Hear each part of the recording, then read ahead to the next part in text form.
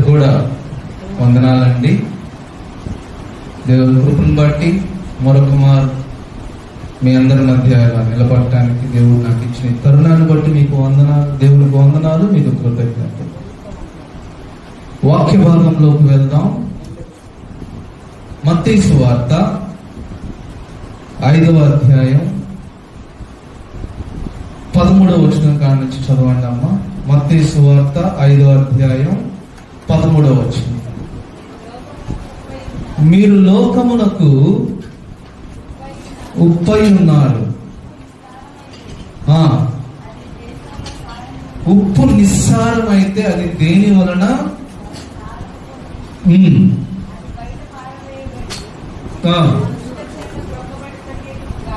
మరి బయట పారవేయబడి మనుషుల చేత తొక్కబడుటకే గాని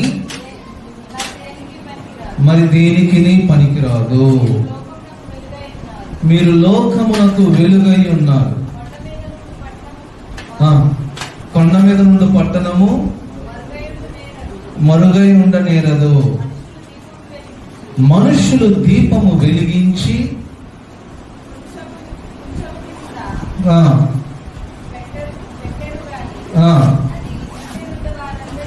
అది ఇంట నుండ వారందరికీ వెలిగించుటకే దీపస్తంభము మీదనే పెట్టబడును. చదవమ్మా. మనుషులు మీ సత్క్రియలు పరలోకమందున్న మీ తండ్రిని మహిమపరచునట్లు వారి ఇంట మీ వెలుగుని ప్రకాశింపనీయుడి. చాలా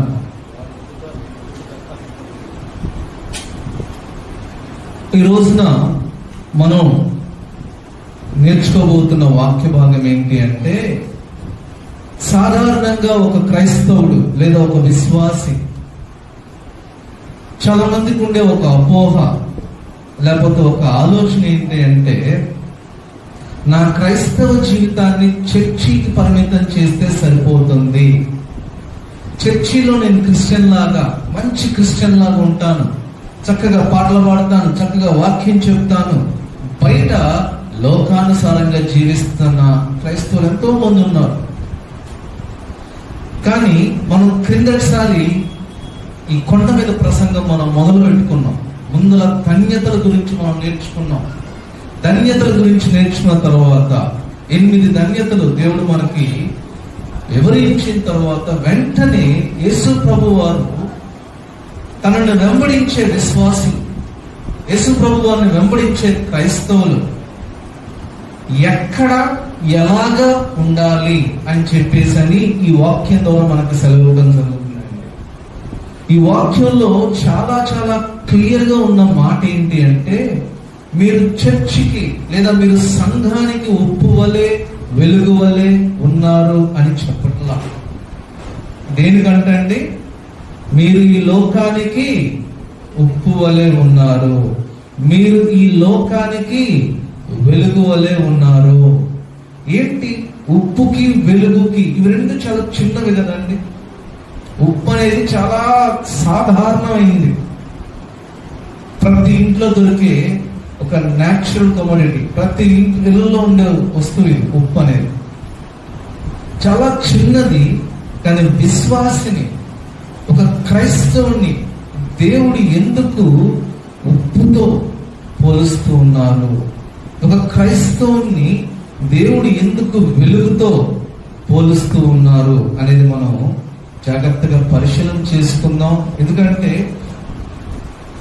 క్రీస్తు యొక్క మనసు ఏంటి అనేది కొండ మీద ప్రసంగంలో ఉంటుంది. మొత్తం 3 అధ్యాయాలు. కిందటి వారం నేను చెప్పినప్పుడు ఉపోద్ఘాతం ఇంట్రడ్యూస్ చేశాను దీని గురించి. ఈ 3 అధ్యాయాలు కూడా క్రైస్తవుని యొక్క జీవితంలో చాలా బేసిక్స్ అన్నమాట.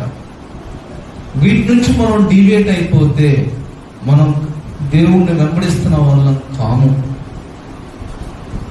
చూడండి, ఉప్పుకున్న ప్రాధాన్యత ఏంటి అంటే, ఉప్పు మన జీవనానికి చాలా కావాల్సిందంటాడు. మీరు ఎప్పుడైనా ఎవరైనా డాక్టర్ దగ్గరికి వెళ్ళి నా శరీరంలో ఉప్పు తక్కువ అయిపోతే, సోడియం లెవెల్స్ తక్కువ అయిపోతే నాకు జరిగే నష్టాలు ఏంటి అని ఒక డాక్టర్ గారిని అడగండి, ఓల్డని నష్టాలు చెప్తారు కదండి. నీరసం వచ్చేస్తుంది, వామిటింగ్స్ వచ్చేస్తాయి, రకరకాల వ్యాధులు వచ్చేస్తాయి, రకరకాల అనారోగ్యతలు వచ్చేస్తాయి. మన శరీరంలో ఉండాల్సిన సోడియం లెవెల్స్, ఉప్పు తగ్గిపోతే మనం అనారోగ్యం అయిపోతాం. ఒకవేళ ఉప్పు ఎక్కువైపోతే ఏమైందో తెలుసు మనకి. బీపీలతో బాధపడుతున్న విశ్వాసులు చాలా మంది ఉన్నారు కదా. వయసు రీత్యా కొంతమంది బీపీలు వస్తూ ఉంటాయి, షుగర్లు వస్తూ ఉంటాయి, సహజంగా వస్తూ ఉంటాయి. వయసు పెరిగే కొద్దీ జబ్బులు వస్తూ ఉంటాయి. కానీ ఈ రోజున విచిత్రం ఏంటంటే చిన్న చిన్న పిల్లలకు కూడా చాలా దారుణమైన జబ్బులు వచ్చేస్తాయి. ఉప్పు మన జీవితానికి చాలా చాలా విలువైనది. మనం దీర్ఘకాలం బ్రతకాలి, ఎక్కువ సంవత్సరాలు జీవించాలి అంటే మన బాడీలో ఉప్పు అనేది మంచి పరిణామంలో కరెక్ట్గా ఉండాలంట.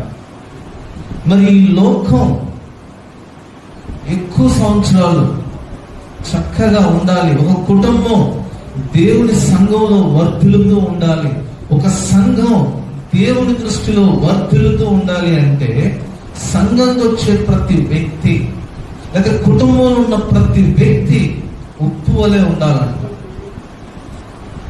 ఉప్పు వలె ఉండటం అంటే తగినట్టుగా ఉండటం, దేవునికి ఇష్టడుగా ఉండటం. మన జీవితానికి ఉప్పు ఎంత విలువైందో, మన కుటుంబం దేవుని దృష్టిలో మంచిదిగా, లేకపోతే ఇది నా కుటుంబం, ఇది నా సంఘం, ఈ సంఘానికి నేను శిరస్సుగా ఉన్నాను అని చెప్తున్నప్పుడు విశ్వాసి ఉప్పు వలె ఉండాలి. ఉప్పుకున్న గుణాలు చూద్దాం ఇంకా మనం. తర్వాత మొదటిది ఇప్పుడు మనం చూసింది ఉప్పు జీవనానికి ఖచ్చితంగా కావాల్సిన ఒక వస్తువు. రెండోది ఉప్పు చాలా చాలా విలువైందంటే అండి. ఈ రోజుల్లో ఉప్పు అంటే చాలా చిన్న చూపు ఉండొచ్చాను కానివ్వండి. యేసు ప్రభు ఈ లోకంలో ఆ 3.5 సంవత్సరాలు పరిచయం చేస్తున్న టైంలో రోమా సైనికులకి ఉప్పు బస్తాల్ని శాలరీగా ఇస్తా ఉండేవాళ్ళంట, జీతంగా ఇస్తా ఉండేవాళ్ళు. అంత ప్రాముఖ్యమైనది. ఒక నెలంతా మనం ప్రయాసపడితే మనకి జీతం వస్తుంది కదండి, శాలరీ వస్తుంది. ఆ రోజుల్లో సైనికులకి ఉప్పు బస్తాలు జీతంగా ఇచ్చారంట. ఇంకా ఒక చోట ఒక దగ్గర ఏం రాయబడిందంటే శాలరీ అనే మాట సెలారియం, ఉప్పుతనాన్ని సూచించే మాట సెలారియం, ఆ మాట నుంచి తీసుకోబడిన మాట అంటారు శాలరీ. ఎందుకు ఇంత విలువైంది ఉప్పు? మరి ఈ లోకంలో ఎంతో మంది ఉన్నారు కదా, ఈ లోకంలో అనేకులు ఉన్నారు. క్రైస్తవులు ఉన్నారు, రకరకాల మతాలను ఆరాధించే వాళ్ళు ఉన్నారు, నాస్తికులు ఉన్నారు, అసలు దేవుడు అంటే తెలియని వాళ్ళు ఉన్నారు. ఎంతమంది ఉంటున్న ఈ సొసైటీలో విలువైన వాళ్ళు ఎవరు, ప్రాముఖ్యులు ఎవరు అంటే యేసు ప్రభుని ఎరిగిన ఒక విశ్వాసి. ఎందుకు యేసు ప్రభుని ఎరిగిన ఒక విశ్వాసి ఎందుకు అంత ప్రాముఖ్యుడు అంటే ఆ విశ్వాసి మౌనంగా ఉండడంట. ఆ విశ్వాసి తోటి వారికి ఏదైనా సమస్య తెలిస్తే ప్రార్థన చేస్తాడంట. ఆ విశ్వాసి సంఘంలో ఏదో కొరతని తెలిస్తే నాకెందుకు అది ఫాస్ట్ గా చూసుకుంటారు అనుకోడంట, ప్రార్థన చేస్తాడు. ఆ విశ్వాసి ఒకవేళ మన పక్కింట్లో ఏదైనా సమస్య తెలిస్తే ప్రార్థన చేస్తాడంట. చూడండి, వీళ్ళు కదా విలువైన వాళ్ళు. తోటి వ్యక్తుల గురించి ఆలోచించే వాళ్ళు ఎప్పుడైనా సరే విలువైన వ్యక్తులే. నా గురించి నేను ఆలోచిస్తా కూర్చుంటే నాకు ఒక బిరుదు పెట్టొచ్చు మీరు, వీడు స్వార్థపరుడు, సెల్ఫిష్ ఫెలో వీడు అని చెప్పేశారు. నా తోటి వ్యక్తి గురించి నేను ఆలోచిస్తున్నప్పుడు నేను దేవుని యొక్క ప్రేమను కనపరుస్తూ ఉన్నాను. అందుకనే ఉప్పు చాలా ఎంత విలువైందో ఒక విశ్వాసి కూడా దేవుని దృష్టిలో అంత విలువైన వాడు. ఇక్కడ కూర్చున్న మనందరం కూడా దేవుని దృష్టిలో చాలా విలువైన వాళ్ళమే. మనుషుల దృష్టిలో నీకు విలువ లేదేమో, నీ కుటుంబంలో నీకు విలువ లేదేమో, నీ భర్త దగ్గర నీకు విలువ లేకపోవచ్చు, నీ బిడ్డల దగ్గర నీకు విలువ లేకపోవచ్చు. ఎందుకంటే నువ్వు దేవుని స్వరూప్యంలో ఆయన పోలికల చొప్పున నువ్వు నిర్మించబడ్డావు కదా. ఎంత విలువైన వ్యక్తి చూడండి. తల్లి మాకు మాట చెప్తూ ఉంది, మొన్న ఫోన్ చేసి, అయ్యా నా బిడ్డలు నన్ను పట్టించుకోవట్లేదు, ఆదరించట్లేదు, ఇది నా పరిస్థితి అని చెప్పేసి అని ఫోన్ చేసి చాలాసేపు మాట్లాడుతూ ఉంది. ఏం చెప్పాలంటే నేను ఏదో 2 మాటలు చెప్పి ఓదార్పు మాటలు చెప్పేసేయచ్చు. కానీ ఆ బాధ ఎంత దారుణంగా ఉంటుందంటే, కుటుంబ సభ్యులు మనల్ని పట్టించుకోకపోతే, వయసు అయిపోయిన తల్లిదండ్రుల బిడ్డలు పట్టించుకోకపోతే, నువ్వు విలువైన క్రైస్తవుడువేనా, విలువైన క్రైస్తవురాలువేనా దేవుని దృష్టిలో కాదు. మన తల్లిదండ్రులనే మనం సరిగ్గా పట్టించుకోకపోతే బయట వాళ్ళని ఎలా ప్రేమిస్తాం? ఇంట్లో వాళ్ళని ప్రేమించగానే బయట వాళ్ళని ప్రేమించేస్తామా? సాధ్యమేనా? ఇంట్లో వాళ్ళని ప్రేమించకుండా బయట వాళ్ళని ప్రేమిస్తున్నాము అంటే అది వేషధారణ. మన కుటుంబ సభ్యులు మనం ప్రేమించకుండా, మన బిడ్డలను మనం ప్రేమించకుండా, మన తల్లిదండ్రులను మనం కుటుంబంలో ఎంతమంది గొప్పోళ్ళైనా ఉండొచ్చు, గుర్తుపెట్టుకోండి. మంచి ఉద్యోగస్తులు ఉండొచ్చు, మంచి చదువుకునే వాళ్ళు ఉండొచ్చు, ఒక్క ప్రార్థన చేసుకునే వ్యక్తి లేకపోతే ఆ కుటుంబంలో ఎంత లోటు ఉంటుందో నిజమండి. నా కుటుంబంలో మా నాన్న ఉద్యోగం చేస్తూ ఉండేవాడు, అన్ని ఉండే, ఇబ్బంది ఏం లేదు. కానీ అన్నిటికన్నా గొప్ప భాగ్యం ఏంటో తెలుసా? ప్రార్థన చేసే తల్లి నాకు దొరికింది. ప్రార్థన చేసే తల్లి నా కుటుంబంలో ఉంది. నేను లోకంలో పడి కొట్టుకుపోతూ ఉన్నప్పుడు విసుక్కోకుండా వాడు పోతే పోయేళ్ళే, వాడి జీవితం నాశనం చేసుకుంటున్నాడు అని ఏనాడు విసుగు చెందాల నా తల్లి. ప్రార్థన చేస్తానే ఉంది, ఉపవాసం ఉండి కన్నీరు కలుస్తానే ఉంది, వాడు మారు మనసు పొందాలి ప్రభువా అని చెప్పేశారు. ఇంకొంతమంది విశ్వాసాలు పిలిచి ఇంట్లో ప్రార్థన పెడుతూనే ఉంది, మారు మనసు పొందాలి అని చెప్పేశారు. అందుకే చెప్తున్నాను, ఒక కుటుంబంలో బాగా డబ్బు సంపాదించే ఉద్యోగస్తులు ఉండొచ్చు, ఆస్తిపాస్తులు ఉండొచ్చు, పేరు ప్రఖ్యాతులు గాంచిన వాళ్ళు ఉండొచ్చు. కానీ ఆ కుటుంబం ఎప్పుడు విలువైన కుటుంబం ఉంటుందో తెలుసా? ఆ కుటుంబంలో ఒక ప్రార్థన చేసే తల్లి ఉంటే, ఆ కుటుంబంలో ఒక ప్రార్థన చేసే తండ్రి ఉంటే ఎంత విలువైన కుటుంబం అంటే. ఒక సంఘం ఎంత పెద్ద బిల్డింగ్స్ పైన ఉండుండొచ్చు, సంఘం చాలా రిచ్ గా ఉండుండొచ్చు, మంచి మంచి ఏసీలు ఇవన్నీ ఫిట్ చేసుకుంటూ ఉండుండొచ్చు. కానీ ఆ సంఘంలో ప్రార్థన చేసే విశ్వాసులు లేకపోతే, ఉప్పు వలె ఉండే విశ్వాసులు లేకపోతే దేనికి ఫలితం లేని సంఘం. అందుకని ఉప్పు చాలా విలువైనది. మూడవదిగా మనం చూద్దాం, ఉప్పు రుచి కలిగించేది అంటారు. ఇది స్త్రీలు మీరు ఒప్పుకోవాలి. ఏమంటే కూరలు మీరు వండుతారు చక్కగా, ఏదైనా వేయండి, దాంట్లో ఉప్పు లేకపోతే ఏమవుతుంది చెప్పండి? రుచి రాదు. ఒకవేళ ఉప్పు ఎక్కువైతే ఏమవుతుంది చెప్పండి? రుచి రాదు. తగు మాత్రంగా కావాల్సినంత చక్కగా ఉప్పు ఎంత రుచిని తీసుకొస్తుందో కదా. ఒక కుటుంబంలో చాలా రిచ్ గా లేకపోతే ఎక్కువ డబ్బుతో కూడుకునే వస్తువులు ఉండకపోవచ్చు, లేదా ఈ ఉప్పు కేవలం ధనికులకు మాత్రమే పరిమితమైంది కాదు, ప్రతి కుటుంబంలో ఉండే వస్తువు కదండి. అందుకే దేవుడు చూడండి ఎంత తక్కువ విలువ ఉన్న ఉప్పుతో దేవుడు మనల్ని పోల్చాడు. కానీ ఆ ఉప్పు యొక్క విలువ తక్కువే, కానీ అది కూరలో లేకపోతే కూర రుచించదు. విశ్వాసి నీ విలువ తక్కువ ఉండొచ్చు, కానీ నువ్వు సంఘంలో లేకపోతే అది రుచికరమైన సంఘం కాదు. విశ్వాసి నీ విలువ తక్కువే కావచ్చు, కానీ నువ్వు కుటుంబంలో లేకపోతే అది దేవునికి రుచికరమైన కుటుంబంగా ఉండదు. కాబట్టి ఉప్పు ఏం చేస్తుందంటే రుచినిస్తుంది అంటారు. ఒక విశ్వాసి జీవితం కూడా రుచికరంగా ఉండాలి. ఎవరికి? మనకి మనం రుచికరంగా ఉంటే సరిపోదు, లేదా మనం గొప్పగా చెప్పుకుంటే సరిపోదు. నేను గొప్ప విశ్వాసినండి, నేను గొప్ప ప్రార్థనా పరునండి, నేను లేవకుండా గంట ప్రార్థన చేస్తానండి, లేకపోతే నేను ఆపకుండా గంట ప్రసంగిస్తానండి, నేను ఆపకుండా ఎన్ని పాటలైనా పాడతానండి. ఇది కాదు. మనం ఎవరికి రుచించాలంటే అండి మనల్ని తన రక్తంతో తన క్రయధనం చెల్లించి నిన్ను నన్ను విలువ కలిగిన యేసయ్య అమూల్య రక్తంతో కొనుక్కున్నారు కదా. ఆయనకి మనం రుచికరంగా ఉండాలి, మనకి మనం రుచికరంగా ఉంటుంది కాదు. కాబట్టి నేను ఈ రోజున మనందరం కూడా పరిశీలన చేసుకోవాల్సిన పాయింట్ ఏంటి అంటే, ప్రభువా నా జీవితం నీకు రుచికరంగా ఉంటుందా? నువ్వేమో నీ రక్తం అంతా ఆఖరి రక్తం పొట్టు వరకు నా కొరకు చిందించావు కదా. నీ క్రయధనంతో నన్ను విలువైన నీ క్రయధనం చెల్లించి నన్ను కొనుక్కున్నావు కదా.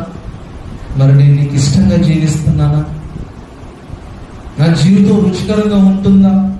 నేను ఉప్పు వలె ఉంటున్నానా అని మనం ఎవరిని వాళ్ళు ప్రశ్న చేసుకోవాలంటే,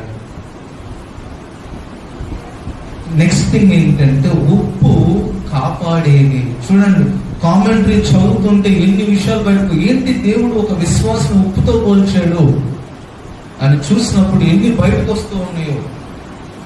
ఇప్పుడంటే మన గృహాలన్నింటిలో కూడా చక్కగా ఫ్రిడ్జ్లు ఉన్నాయి కదండి. అందరి గృహాల్లో ఆల్మోస్ట్ ఫ్రిడ్జ్లు ఉన్నాయి. ఒక 50 సంవత్సరాలు వెనక్కి వెళ్ళండి, నాకైతే ఒక 10-20 సంవత్సరాలు వెనక్కి వెళ్తే మా ఇంట్లో టీవీ లేదు, ఫ్రిడ్జ్ లేదు, ఏమి ఉండేవి కావు. దేవుని కృపను బట్టి మనం కొనుక్కున్నాం, దేవునికి స్తోత్రాలు అంతే. అయితే మొట్టమొదటి శతాబ్దంలో యేసు ప్రభు వారు ఈ లోకంలో ఉన్నప్పుడు, ఈ లోకంలో వారు పరిచర్య చేస్తూ ఉన్నప్పుడు ఉప్పు దేనికి ఉపయోగించేవాళ్ళు తెలుసా అండి? ఆహారాన్ని భద్రపరచడానికి ఉపయోగించేవాళ్ళు. ఈ రోజుల్లో ఫ్రిడ్జ్ లో పెడితే పొడవకుండా ఉంటుంది 2-3 రోజులు. ఆ రోజుల్లో మాంసం మీద ఉప్పు అంటే సాల్ట్ ప్యాకెట్లు అంటున్నారు, కళ్ళు, అవి చల్లి అలా వదిలేస్తే కొన్ని రోజులు పాడవకుండా ఉండేదంట ఆహార పదార్థం. దేవుడు ఎందుకు పోల్చాడు తెలుసా? విశ్వాసని నైతిక విలువలు పతనమైపోతున్న సమాజంలో, నైతిక విలువలు పాటించని సమాజంలో, మోరల్ వాల్యూస్ ఎథిక్స్ అన్ని పాడైపోతున్న సమాజంలో నువ్వు నేను ఎలా ఉండాలంటే కాపాడే బిడ్డలుగా ఉండాలి, కాపాడే వారిగా మనం ఉండాలి. నైతిక విలువలు లేక మోరల్ వాల్యూస్ లేని జనాంగం తయారైంది ఇప్పుడు తెలుసా. ఇప్పుడున్న యవనస్తుల్ని జెన్జీ అంటారంట, జనరేషన్ జెడ్ అని. ఎంత దారుణంగా ఉన్నారు, ఏమాత్రం విలువలు తెలియదు. ఇలా మాట్లాడితే అవతల వ్యక్తి ఏమనుకుంటాడో తెలీదు, ఇలా చేస్తే అవతల వ్యక్తి ఏమనుకుంటాడో తెలీదు. తల్లిదండ్రులుగా మన బాధ్యత వాళ్ళకి నేర్పించడం, సంఘంగా మన బాధ్యత మనతో ఉన్న యవనస్తులకి ఇది ఇలా జీవించాలి, ఇలా ఉండాలని చెప్పటం. పాడైపోతున్న వాటిని కాపాడటానికి ఉప్పును ఉపయోగించే వాళ్ళు. మరి పాడైపోతున్న కుటుంబాలు కట్టబడటానికి, సంఘాలు కట్టబడటానికి, పాడైపోతున్న కుటుంబాలు కట్టబడటానికి, వీటన్నిటికీ ఎవరు కావాలో తెలుసా? నువ్వే, మనమే. దేవుడు మనకు బాధ్యత పెడతా ఉన్నాడు. మీరు ఈ లోకానికి ఉప్పు లాంటి వాళ్ళని ఒక్క మాటతో దేవుడు ఆ వాక్యాన్ని కొట్టివేయటం లేదు. తెలుసుకోండి, దాని గురించి తెలుసుకుని దాని ప్రకారం జీవించండి అని చెప్పేసి అంటున్నాడు. ఎన్ని విషయాలు చెప్పుకున్నామమ్మా? ఉప్పు మన జీవితానికి, మన జీవనానికి చాలా విలువైంది అని చెప్పుకున్నాం. మన శరీరంలో ఉప్పు శాతం పెరిగిన సమస్యే, తగ్గిన సమస్యే. ఇంకా ఉప్పు చాలా విలువైంది అని చెప్పుకున్నాం. ఉప్పు రుచి కలిగించేది అని చెప్పుకున్నాం. ఉప్పు కాపాడే వస్తువు అని చెప్పుకున్నాం. కాబట్టి విశ్వాసిగా మనం నేర్చుకోవాల్సింది ఏంటి అంటే, మనం ఈ భూమికి, ఈ లోకానికి ఉప్పు లాంటి వాళ్ళము, లోకాన్ని కాపాడే వాళ్ళము. శరీరాశలతో, నేత్రాశలతో, జీవపు డంబాలతో సతమతమైపోతున్న లోకాన్ని కాపాడాల్సిన బాధ్యత ఎవరిదో తెలుసా? మనదే. నాకెందుకు అనుకోవద్దు, నా పక్కింట్లో గొడవ జరుగుతుంటే నాకెందుకు అనుకోవద్దు. ప్రభువా సమాధానపరిచే వాళ్ళని ప్రార్థన చేయాలి.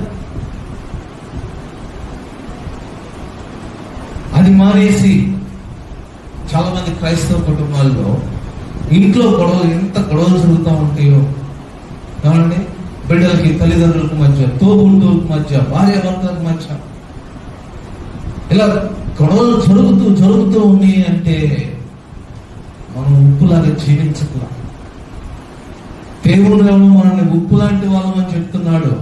మనం విలువల్ని పాడు చేస్తా ఉన్నాం. క్రైస్తవ విలువల్ని పాడు చేస్తా ఉన్నాం. ఆ విలువల్ని కాపాడటానికి దేవుడు నీకు నాకు బాధ్యత ఇచ్చాడండి. అలా జీవించమని చెప్తూ ఉన్నాడు. అలా జీవిస్తుంటే దేవునికి స్తోత్రాలు, మంచిది. ఒకవేళ జీవించలేకపోతే తెలుసుకుందాం, ప్రభువా ఇదా నాకు ఇస్తున్న విలువ. ఎందుకు ఇవ్వాలంటే దేవుడు మనకు ఆ విలువ? ఏ పాటి వాళ్ళని చెప్పండి. మనం గొప్పలమా అండి? మనం గొప్పలమా? ఏనికి పనికిరాని వాళ్ళం మనం. ఇంకా ఒక వాక్య భాగం ఏమని ఉంటుందంటే దైవోగ్రతకు పాత్రలం మనం. దేవుని దగ్గర నుంచి వచ్చే కోపానికి పాత్రలం మనం. దేవుని యొక్క ఉగ్రతకు పాత్రలం మనం. అలాంటి మనకు దేవుడు ఉగ్రతని వల్ల కృపనిచ్చాడు, కనికరాన్ని ఇచ్చాడు. అర్హత లేని వాళ్ళకి కృపనిచ్చాడు. మరి అలా కృపనిచ్చిన దేవుడు నీ నుంచి నా నుంచి ఆశిస్తుంది ఏంటి అంటే ఉప్పులాగా జీవించమంటున్నాడు. ఒకసారి ఆదికాండం 1వ అధ్యాయం తీయండి. 1వ అధ్యాయం చివరి వచనం. 1వ అధ్యాయం చివరి వచనం 31వ వచనం. తాను చేసినది యావత్తు చూసినప్పుడు దేవుడు ఏమనుకున్నాడంటే, మనకి సృష్టి క్రమం తెలుసు కదా, ప్రతిదీ కూడా మంచిది మంచిది మంచిది అనుకున్నాడు. అయితే 6వ అధ్యాయం రండి ఒక్కసారి. ఆదికాండం 6వ అధ్యాయం 5వ వచనం చదవండమ్మా. నరుల చెడుతనము ఏంటంటే నరుల చెడుతనము ఎంత గొప్పదైపోయింది. చదవండి అమ్మా అక్కడి నుంచి. వారి హృదయాల యొక్క తలంపులన్నీ కూడా ఏమైపోయినాయి అంటే చెడ్డని. ఏమంటే 1వ అధ్యాయంలోనేమో అంత మంచిదిగా భావించారు దేవుడు. సృష్టి అంతటిని 6వ దినం సృష్టి అయిపోయిన తర్వాత నిన్ను నన్ను తన స్వరూప్యంలో తయారు చేసుకున్న తర్వాత మంచిది. మరి జనరేషన్స్ బై జనరేషన్స్ భూమి మీద జనాలు పెరుగుతూ వచ్చినప్పుడు ఏమంటున్నాడండి దేవుడు? నరుల యొక్క చెడుతనం, మన హృదయంలో యొక్క చెడుతనం ఎంతో గొప్పవంటే, గొప్పవి అంటే దేవుడు గొప్పగా పోల్చుట్లా, అంత ఎక్కువైపోయినాయి. మరి ఇలాంటి సమాజంలో ఇలాంటి వారి మధ్య ఉప్పు వలె జీవించాలి. ఎందుకంటే అలా జీవించి చూపించారు. నోవా కాలం చూడండి. నోవా కాలం అంతా కూడా ఎలాంటి వ్యక్తులు ఉన్నారు కదండి. కేవలం నోవా మాత్రమే, ఆయన కుటుంబం మాత్రమే దేవుని దృష్టిలో నీతిమంతులుగా కనపడ్డారంట, దేవునికి ఇష్టలుగా కనపడ్డారంట. దేవుడు ఆకాశం నుంచి నరులు ఎవరు నీతిమంతులుగా ఉన్నారని చెప్పేసి గమనిస్తూ ఉంటారంట. నీతిమంతులుగా ఉండటం అంటే నిందారహితమైన జీవితం, బ్లేమ్లెస్ లైఫ్. ఒకవేళ చిన్న పొరపాటు చేసినా వెంటనే దేవుని పాదాల దగ్గర రావటం, అది బ్లేమ్లెస్ లైఫ్ అంటే. సిన్లెస్ లైఫ్ కాదు, పాపరహితమైన జీవితం కష్టం. చిన్న పొరపాట్లు మనలో కనపడినప్పుడు ఏముందలే ఈ పొరపాటులో అని సమర్థించుకోవడం కంటే కూడా ప్రభువా నాలో ఈ బలహీనత ఉంది అని చెప్పేసి ప్రభు పాదాలు పట్టుకోవాలంటే అది నిందారహితమైన జీవితం అంటే. నోవా అలా జీవించాడు. అందుకే అప్పుడున్న ప్రజలందరూ కూడా ఆ భయంకరమైన తుఫానుకి చనిపోయిన నోవా నీతిమంతుడు కాబట్టి బ్రతికాడు. నోవా కుటుంబం దేవుని దృష్టిలో ఎంత జాలిని సంపాదించుకుందండి, ఎంత కృపని సంపాదించుకుంది ఒక్క నోవాను బట్టి.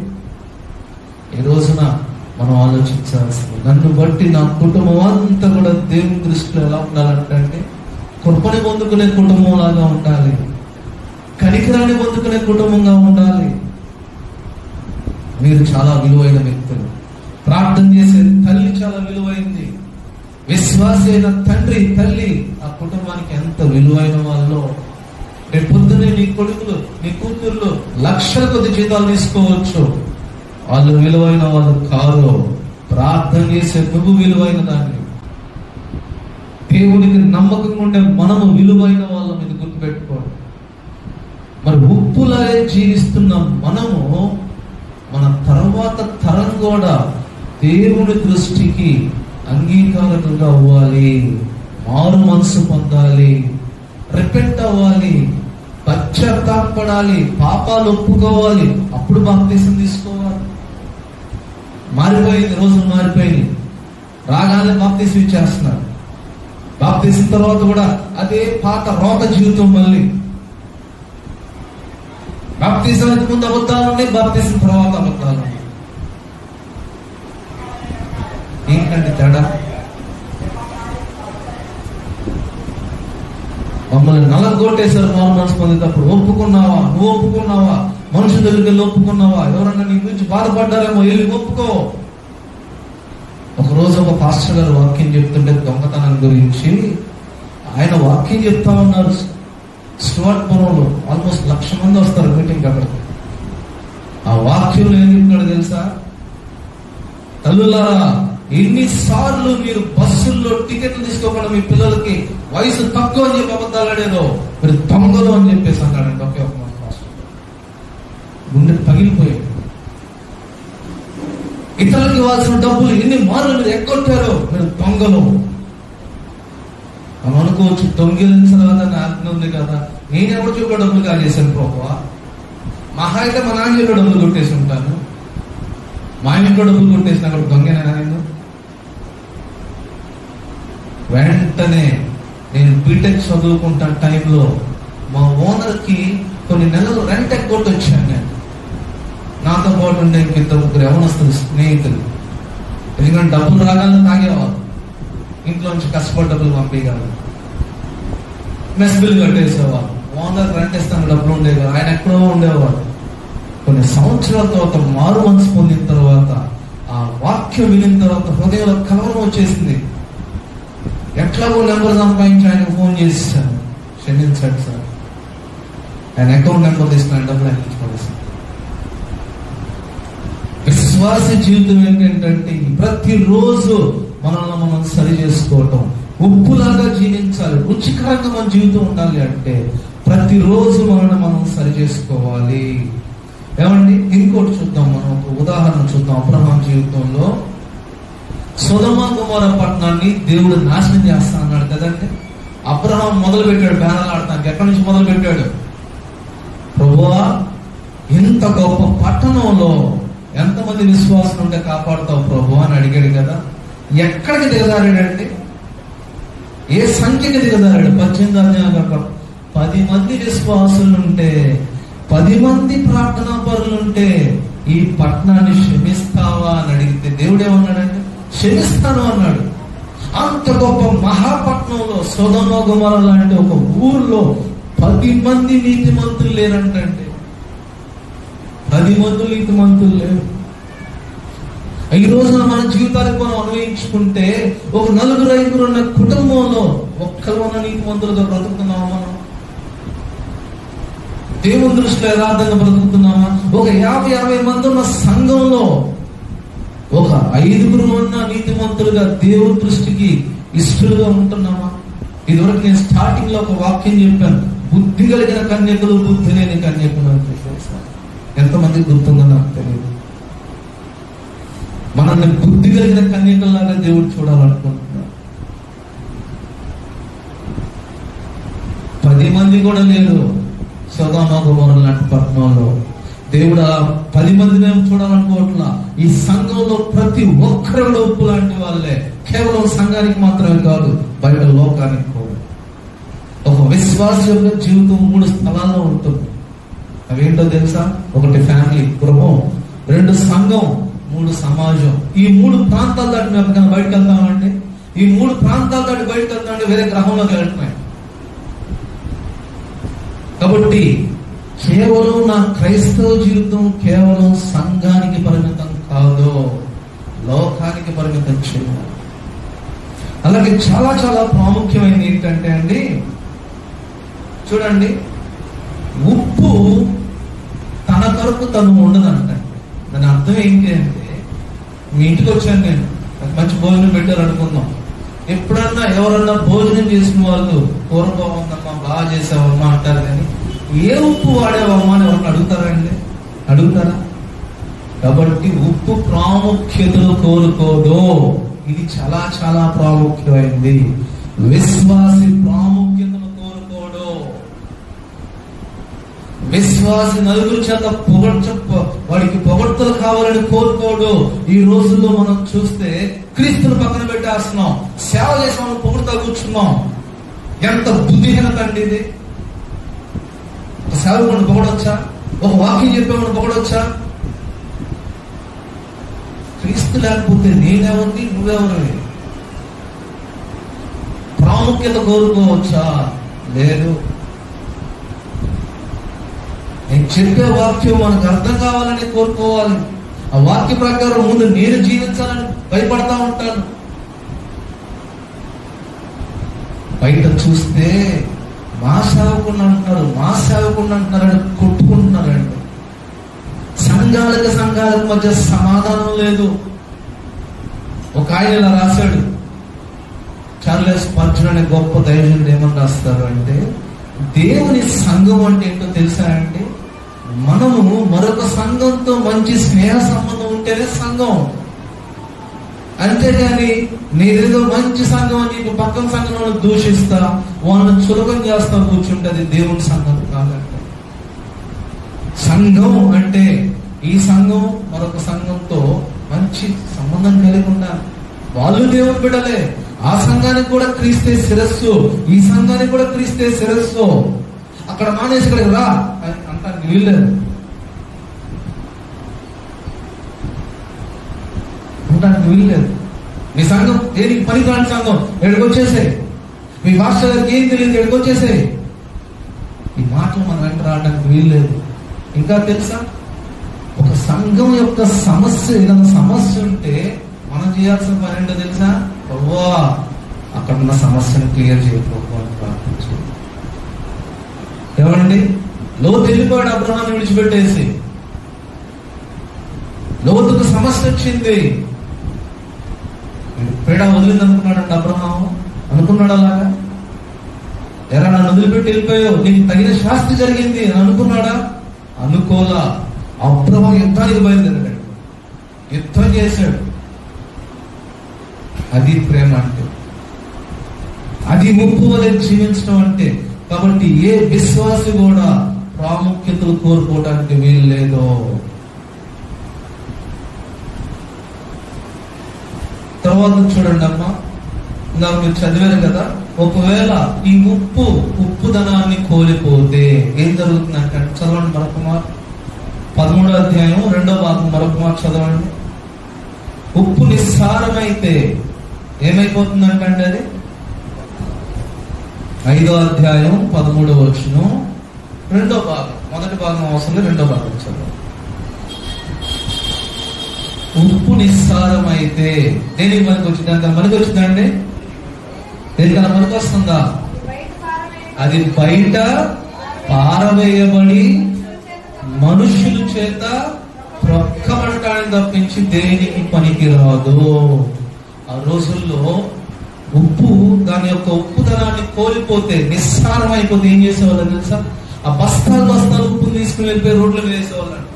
ఆ రోమన్ సైనికులు ఆ రోడ్డు మీద ఆ బస్తాల మీద ఉప్పు మీద నడుస్తా వెళ్తా ఉంటే ఆ రోడ్డు అంతా కూడా హార్డ్ గా బాగా హార్డ్ సర్ఫేస్ తో కట్టిన, బాగా హార్డ్ గా అయిపోయేది అంటే దాని అర్థం ఏంటో తెలుసా?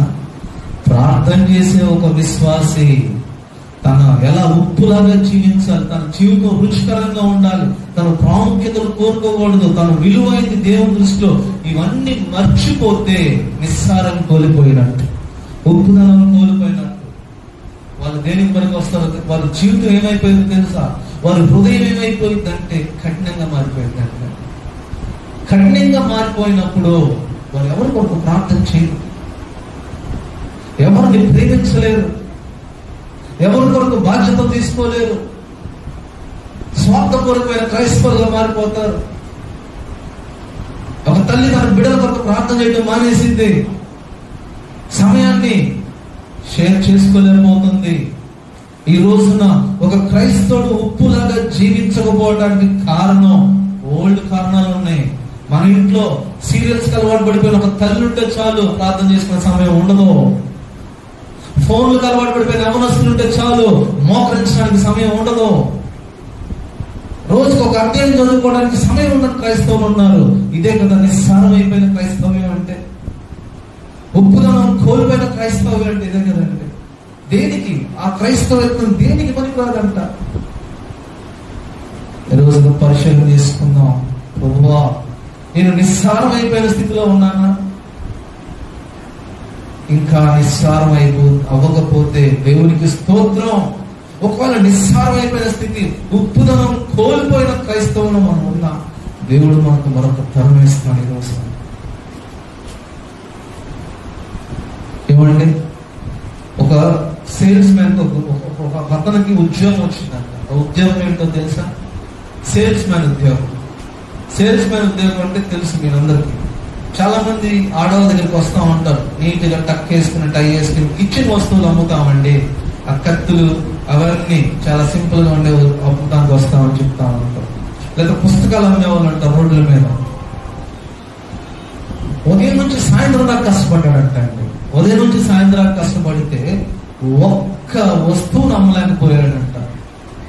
అప్పుడు ఆయన తిరిగి మేనేజర్ దగ్గరికి వెళ్ళి, మేనేజర్ గారు, నేను చాలా ప్రయాసపడ్డానండి ఉదయం నుంచి సాయంత్రం దాకా, ఒక వస్తువును కూడా అమ్మలేకపోయాను అని తనను తాను ఎలా సమర్థించుకున్నాడంటే, గుర్రాన్ని లాక్కుని లాక్కుని లాక్కుని ఎక్కడ తీసుకెళ్ళొచ్చు అంటే చెరువు దాకా తీసుకుని వెళ్ళొచ్చు, కానీ గుర్రం చేత నీళ్లు తాగించడం మనం చేయలేం కదండి అని సమర్థించుకున్నాడంట. కానీ ఆ మేనేజరు అతనికన్నా తెలియగలవాడు ఏమన్నాడో తెలుసా?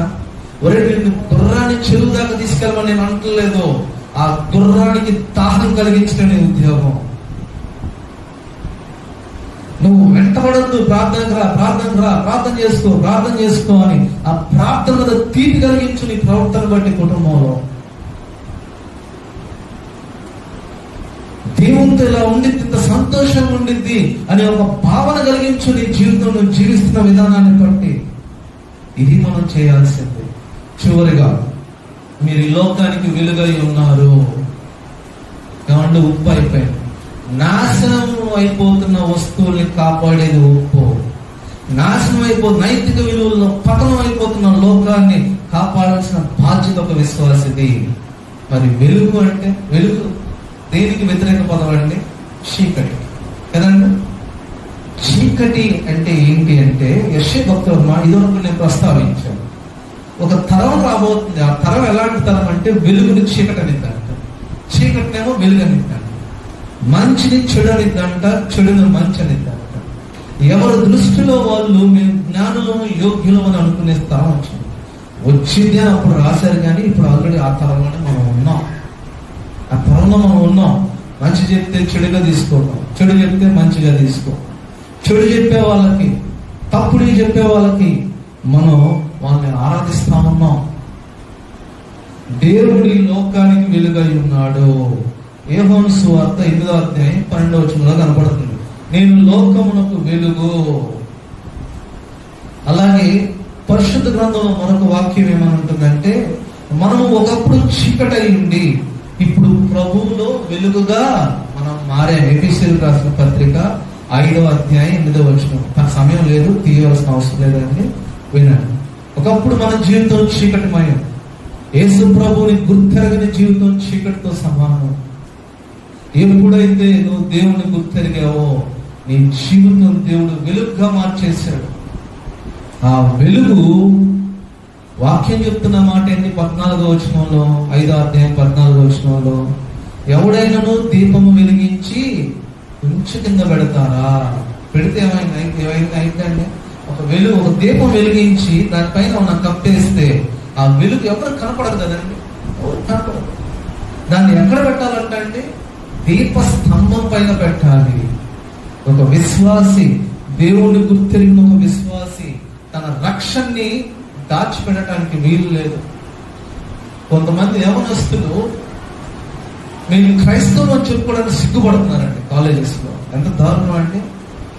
నిజ రక్షకుడు సజీవుడైన దేవుడిని ఆరాధిస్తున్నాం. మనము క్రైస్తవం అని చెప్పుకోవడానికి సిగ్గుపడతామా? గర్వపడాలి. దేవుని రక్తం చేత నేను కడగబడ్డాను, నేను ఈ లోకానికి ఉప్పు లాంటి వాడిని, ఈ ప్రాంతానికి వెలుగు లాంటి వాడిని. అంత గర్వం ఉండాలంటే మన హృదయం. గర్వం అంటే నా ఉద్దేశం సంతోషంతో నిండిన ఆశయం. రక్షణ, మనం కలిగి ఉన్న రక్షణ దాచిపెట్టడానికి వీలు లేదు. చర్చి బయటకు వెళ్ళిపోయిన తర్వాత, ఏదైనా వివాహానికి వెళ్ళిపోయిన తర్వాత, బంధువులు స్నేహితుల మధ్యకి వెళ్ళిపోయిన తర్వాత, అమ్మో నేను క్రైస్తవం అని చెప్పి వెళ్ళాము అనుకుంటారేమో. ఈ లోక సంబంధమైన పద్ధతులు మేము పాటించమని చెప్తే నన్ను ఏమైనా అనుకుంటారేమో. మొన్న ఈ మధ్య ఒక సేవకులు చనిపోయారు, ప్రకాష్ గంటేల గారు. మీ అందరూ తెలుసు. నేను ఆయనతో చాలాసార్లు మాట్లాడాను, 2 సార్లు మాట్లాడాను. ఆయన ఒక మెసేజ్ ఉంటుంది. ఏమని ఉంటుందంటే, వాళ్ళ అమ్మగారు చనిపోయిన తర్వాత ఇలా అన్నారు, ఇక్కడ నుంచి బరియల్ గ్రౌండ్ తీసుకుని వెళ్తున్నాం, ఇది మొదలుకుని తిరిగి మమ్మల్ని నేను నిత్యంలో కలుసుకునేంత వరకు జ్ఞాపకం జరగమన్నాడు. ఇంకా తెలుసా, సమాధి చేసి వచ్చేటప్పుడు ఎవరైనా మా ఇంట్లో దీపం వెలిగింది అది చూస్తానికి వస్తాం అనుకుంటే రావద్దు, దీపం నేను ముట్టించినాను. చూడండి ఎంత ఆయన ఎలాంటి పరిచయం చేశాడు నాకు తెలుసా. ఆయన వాక్యాలు వింటా ఉంటే అవి మనసుకి ఎంతో మేలు కల్పిస్తా ఉంటాయి. మన ఆత్మీయ జీవితాన్ని ఇలా తయారు చేసుకోవాలి, ఇలా ఉండాలి అని చెప్పేసి నేర్పిస్తా ఉంటే, ఈ రోజున క్రైస్తవ మొత్తం అన్యాచారాలే. గత కొన్ని రోజులుగా ఎంతమంది క్రైస్తవులు దీపావళి సెలబ్రేట్ చేసుకున్నారు, సిగ్గుచేటు కదండి. లోకానికి వెలుగు వలె మనం ఉండాలి, ఉప్పు వలె మనం ఉండాలి. చివరిగా ప్రభువారు చెప్తున్న మాట ఏంటి అంటే, భూలోకంలో మీరు చేసే సత్క్రియలు చూసి ఎవరు మహింపరచబడాలంటండి? పరలోకంలో ఉన్న తండ్రి మహింపరచబడాలి. మరి ఈ రోజున క్రైస్తవులు కోరుకుంటుంది ఏంటి చెప్పండి? ఏదన్నా ఒక మంచి పని చేస్తే దానికి ఎంత పబ్లిసిటీ కోరుకుంటున్నారో. కావాలా మనకు పబ్లిసిటీ? ఏమండి, కొన్ని చర్చెస్ లో మైక్ లో చెప్తారు, ఫలానా వాళ్ళు 1000 రూపాయలు ఇచ్చారు, 2000 ఇచ్చారు, 500 ఇచ్చారు అని. అవసరమా? అసలు లేదు. నువ్వు దేవుని పని కొరకు ఇస్తున్నావు, దాన్ని రహస్యంగా ఉంచవచ్చు. నీ కుడి చేయి ఇస్తున్నా దాన్ని ఎడం చేసి తెలియజేద్దని దేవుడు చెప్తా ఉన్నాడు కదా. మనం ఎందుకు అలా చేయాలి? మనం ఎందుకు మనుషులు పొగడాలి? అవసరం లేదు. మన సత్క్రియలు చూసి దేవుడు మహిమపరచబడాలంటే, ఎవరికి దేవునికి రావాల్సిన మహిమ, దేవునికి రావాల్సిన ఘనత నువ్వు నేను దొంగిలించే వారిగా ఉండడానికి వీల్లేదండి. కాబట్టి ఈ వాక్యాన్ని నేను ముగించేస్తున్నాను. ఈ లోకంలో మనం ఉప్పు వలె వెలుగు వలె జీవించాలి. ఉప్పేమో పాడైపోతున్న వస్తువులే భద్రపరుస్తుంది. ఉప్పులాగా జీవించడం అంటే నైతిక విలువలతో పాడైపోతున్న సమాజాన్ని బాగు చేసే వ్యక్తివి నువ్వు నేనే. వెలుగులాగా ఉన్నటువంటి చీకట్లో కొట్టుమిట్లాడిపోతున్న లోకంలో ఒక చిన్న వెలుగు ఎంత మందికి క్రీస్తు యొక్క దారి చూపిస్తుందో, ఆ వెలుగుగా నువ్వు నేను ఉండాలని దేవుడు కోరుకుంటున్నాను. ఈ వాక్యం దేవుడు దీవించును గాక. చిన్న ప్రార్థన చేసుకుందాం, ప్రభువుని అడుగుదాం. ప్రభువా, నేను ఉప్పు వలె వెలుగు